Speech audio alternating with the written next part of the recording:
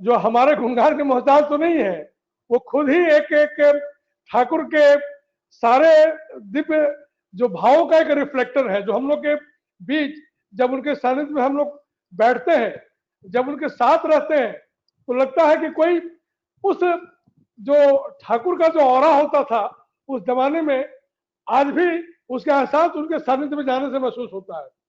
मैं तो बचपन से जब राजेश के माध्यम से उनके साथ जुक्त हुआ था, क्रिकेट खेलने के माध्यम से उनके करीब आया था, तो मैं बड़ा एक बहुत सिंपल एक सरल सा बालक को देखता था, और अब जब अपने को देखता था तो अपने को बड़ा लगता था कि हम लोग कुछ लगता है कि कुछ गड़बड़ है हम लोग।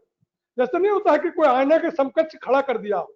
ये बचपन की बात कर रहे हैं कि एक बार हम लोग समाधि के पीछे क्रिकेट ग्राउंड में हम महेंद्र भंडुल राजेश क्रिकेट खेल रहे थे और एक पिच बना रहे थे। तो वो पिच बनाने के दरमियान बाबादा भी आए थे, तो राजेश ने हमको परिचय कराया था कि ये हमारे आचार्य देव के लड़के हैं बाबादा। लेकिन मैं उस समय क्योंकि दुर्गापुर से आया जाया करता था, मैं समझ नहीं पाता था।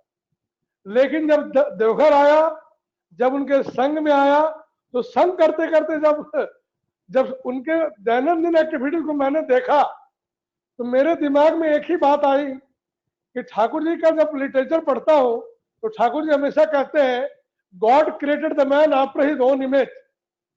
तो ये God created the man after his own image, तो मैं तो देखता था कि सारे तो मनुष्य है, कहाँ कोई भागवत रूप दिखता है किसी में।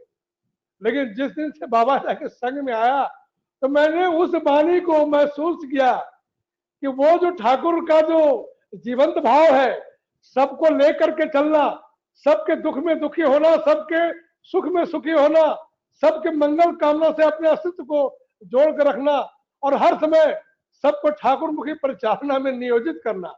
मैं एक छोटी सी घटना के साथ इस दिन को मैं एक याद करना चाहूंगा, आप लोग को भी शेयर करना चाहूंगा कि मैं पुण्य बाबादा के एक चाय की दुकान पे जब मैं खड़ा था तो दो ग्रुप आए थे, दोनों ग्रुप आपस में झगड़ा करके बाबादा के पास समाधान के लिए आए थे।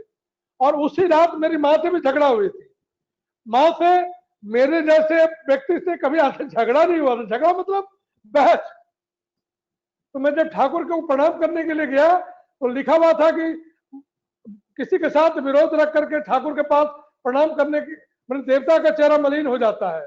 तो मैंने वाणी को पढ़ा, मन में थोड़ा दुख हुआ, फिर भी मैं प्रणाम करके बाबा जाके सानिध्य में आया जहां वो चाय के गाछ के नीचे वो दोनों का समझौता करवा रहे थे झगड़े का। तो चाय के दुकान के समकक्ष मैं गाछ के आड़ाल में खड़ा हो गया, क्योंकि माँ से मेरा उस दिन कुछ बहस हो गया था, मेरा मन खराब था, माँ रात में भोजन त्याग दी थी, हम भी भोजन नहीं किए हुए थे। तो खैर जो भी हो, तो मैं जब बाबा जा के कान लगा के सुनने का कोशिश किया तो बाबा जा कह रहे हैं उस दोनों झगड़े वाले ग्रुप को कि मान लीजिए कल रात मधुपदा का माँ से झगड़ा हुआ, मेरा तो सारा शरीर मैंने वहां कहते हैं ना सन्नाटे में चला गया। मैं तो माँ से मेरा बहस हुआ है और बाबा दास से कभी इस तरह की बात मैं अपने समझ में नहीं सुना हूं, और आज अचानक बाबा दास कैसे ये बात को कह रहे हैं। तो मैं कान लगा के सुनने लगा। थोड़ा मन में चोर तो था ही, मैं सामने फेस नहीं कर सकता था।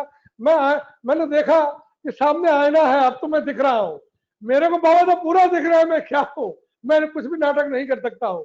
तो खैर बाबा दा कान लगा के सुनने में पता चला कि बाबा दा कह रहे थे, एक बार आचार्य देव तीनों बच्चों से, बाबा दा, बिंकीदा, सिपाहीदा से पूछ रहे थे नाट मंडल में, करे झगड़ा होता है किसी से तो तुम लोग कितना दिन झगड़ा के गुस्से को रखते हो।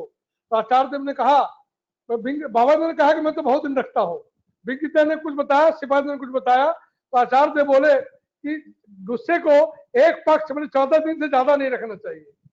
अब ये वार्तालाप हो रही है और मैं तो कहीं पे निगाहें कहीं पे निशाना, बाबादा तो बताया उसको रहा है, निशाना मेरे ऊपर है। तो मैं तुरंत घर लौटा। मैं बाबादा के संग में रहने का उस दिन कोशिश भी किया लेकिन मैं नहीं रह पाया। मैं घर लौटा और माँ को सबसे पहले थोड़ा पैर दबाया, चाय पिलाया, माँ को खुश किया। खुश करने के बाद वापस जब मैं पुनः बाबादा के पास जब खड़ा हुआ तो मेरे मन में एक अजीब सी शांति थी।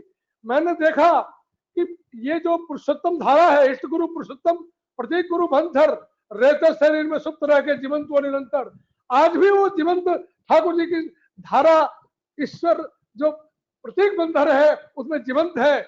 बस समझना आपको है, दया ठाकुर जी की होगी, उनके सानिध्य का आप लाभ उठाएंगे और उनके सानिध्य का लाभ उठा करके ठाकुर मुखी होकर के एकानुरक्ति देवता और कर्मागति से चलते रहेंगे, उसी में जीवन का सौंदर्य सर सकता है।